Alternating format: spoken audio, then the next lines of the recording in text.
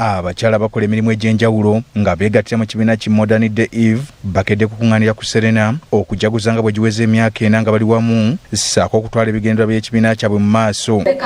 Ensisinkano y'omulundi guno etambulidde ku mulamu okugamba nti obufumbo bwa kitiibwa.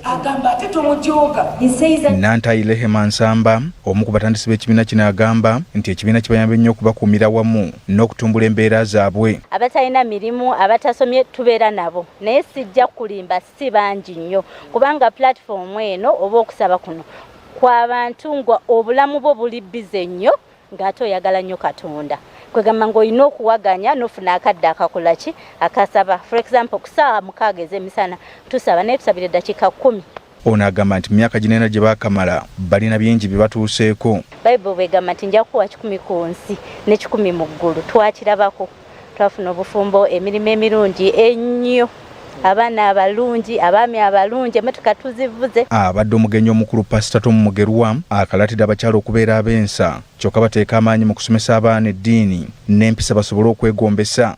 n'obufumbo jalwayo obukwase Mukama Katonda. You have to surrender your marriage to the Lord. Kati bukyali bubwo No longer yours. obukwase Mukama. Surrender it to the Lord. Katonda alikakola omulimu mu makaago. Ono era wanjagidde abafumbo okwewala ebikolwa ebitali bya Bwakatonda naddala okweraguza kubanga bisusse okusaanyawo obufumbo. Kati gwe bw'ogamba nti amaka gago. Now if you start to claim that the home is yours, ojja kuzaala sita. then you give to the devil. Era abantu bonna nga bagamba batya. And what will all the people say? Bannange sitaani ali mu maka ga Nakandi tetumulaba. The devil lives in Nakandi's Kubanga home. amaka wagendiza. Because you took over the home. Tuzze wano olwetwe amaka tugawe Mukama. Mu nteekateeka y'emu abavubuka nabo basibiriddwa entanda n'abawanguza mu nsi ejjudde okusoomoozebwa. Ensi mwe tuli sitaani atulumba takoowangako kakati bw'okoowa okusaba nga gikulumbirawo kwolwo gy'ogoba gye gigenda. Bayibuli egamba bw'ogigoba gigenda mu nsenyi enkalu ne gimala ne gikomawo. Kiki ekigikomyawo ng'onafuye ng'owoze nga tewali muliro. Omuliro gwe gugoba sitaani